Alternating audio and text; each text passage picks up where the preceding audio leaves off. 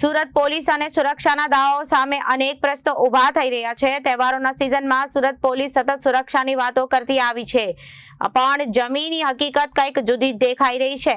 ઉમિયા માતા મંદિર પાસે સુરતના સલાબતપુરા વિસ્તારમાં અસામાજિક તત્વો દ્વારા એક યુવાન પર જીવલેણ હુમલો કરવાની ઘટના સામે આવી છે। સુરત પોલીસ સતત સુરક્ષાની વાતો કરતી આવેલી છે, પણ જમીની હકીકત કંઈક જુદી જ દેખાઈ રહી છે। ઉમિયા માતા મંદિર પાસે સલાબતપુરા વિસ્તારમાં સામાજિક તત્વો દ્વારા એક યુવાન પર જીવલેણ હુમલો કરવાના બનાવ સામે આવ્યો છે। મજૂરી કામ કરીને ગુજરાન ચલાવનાર યુવાન પર 3 જેટલા ઈસમો દ્વારા હુમલો કરવામાં આવ્યો હતો। પોતાની માસીને મળવા માટે આવેલ જ્યારે 3 જેટલા ઈસમોએ તેને રોકીને તું બાતમીદાર છે એમ કહી લાકડા અને અન્ય વસ્તુથી હુમલો કરતા યુવકને તાત્કાલ સારવાર અર્થે સિવિલ હોસ્પિટલમાં ખસેડવામાં આવ્યો હતો। યુવકના પરિવારજનોનું માથાભારે છાપ ધરાવતા 3 ઈસમો વિરુદ્ધ ગંભીર આક્ષેપો કર્યા હતા। એમડી ડ્રગ્સ સાથે સંકળાયેલા હોવાનું યુવાનના પરિવારના લોકોએ આક્ષેપ કર્યો હતો અને કોના રાજમાં અસામાજિક તત્વો બેફામ બન્યા। પોલીસ કામગીરી સામે પણ અનેક સવાલો ઊભા થયા છે। આ બનાવને લઈને સલાબતપુરા પોલીસ મથકે 3 ઈસમો વિરુદ્ધ ફરિયાદ નોંધવામાં આવી હતી।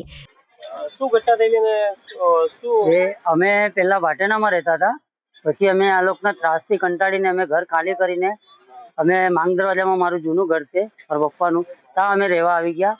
હું હીરા ઘસું છું વરાછા। મારા છોકરો એક ટેમ્પો ચલાવે છે નાનો, ને એક મોટો છે તે આપણે માર્કેટમાં જાય છે, ને આ બીજો છે તે જેને માર્યો છે, જેને માર વાગેલો છે એ કોઈનૂર માર્કેટમાં પોટલાનું કામ કરે છે। કે આ રાતના એની માસીને હું હમણાં પરમ દિવસે આ યુનિક હોસ્પિટલમાંથી રજા લઈને આવ્યો ને કાલનો દિવસ હું કામ પર ગયો। ત્યાં રાતના અમે ઘરે સૂતેલા હતા અમારા ઘરે, તો ત્યાં મને ફોન આવ્યો। એને ફોન બી તૂટી ગયેલો હતો, એટલે એને હોસ્પિટલમાં એને ભાન આવ્યું ને ત્યારે એને ડૉક્ટર સાહેબને નંબર આપ્યો। તે મારા જમાઈનો નંબર એના મોઢા પર હતો, તે ગામ ફોન લાગ્યો। તે ગામથી મારા જમાઈએ મને ફોન કર્યો કે રિજવાનને બહુ મારેલો છે ને તમે જલ્દી સિવિલ જાઓ। તો અમે 6 વાગ્યા પહેલા અમે ઉઠીને અમે 2 બાપ દીકરા આવીને અહીંયા હોસ્પિટલ આવ્યા।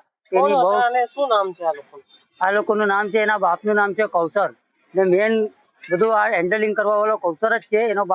એના બાપ બધી જગ્યાએ પોલીસ સ્ટેશનમાં આમ તેમ બધે પહોંચી જાય છે ને હપ્તા આપે છે। ક્યાં આગળ કોઈ પોલીસ સ્ટેશનની ઘટના છે? સલાબતપુરા પોલીસ સ્ટેશનની ઘટના છે।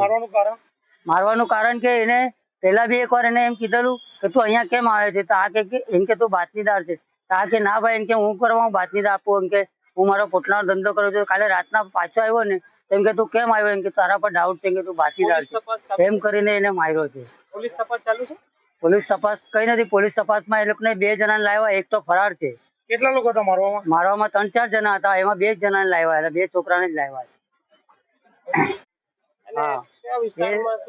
ભાટેના ઉમિયા માતા મંદિર પાછળ ને આ લોકોનો બહુ ત્રાસ થઈ ગયો છે ને આ લોકોનો મોટા પાયાથી એમડીનો ધંધો છે ને લાઇટ ચોરીનો પણ ધંધો છે, જુગાર પણ ચલાવે છે ને આ લોકો ગરીબો ઉપર અત્યાચાર કરે છે।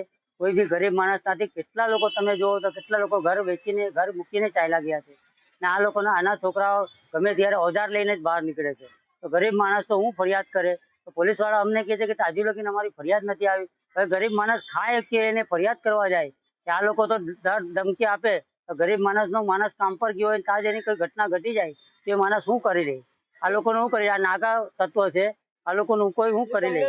મારે હર્ષસંઘવીભાઈને એટલી વિનંતી છે કે આ કંઈ ને કંઈ નિકાલ કરો ને અમારા જેવા ગરીબ માણસને કંઈ જીવન જીવાય એવું કંઈક કરો કે આ લોકોનો બહુ અત્યાચાર વધી ગયો છે।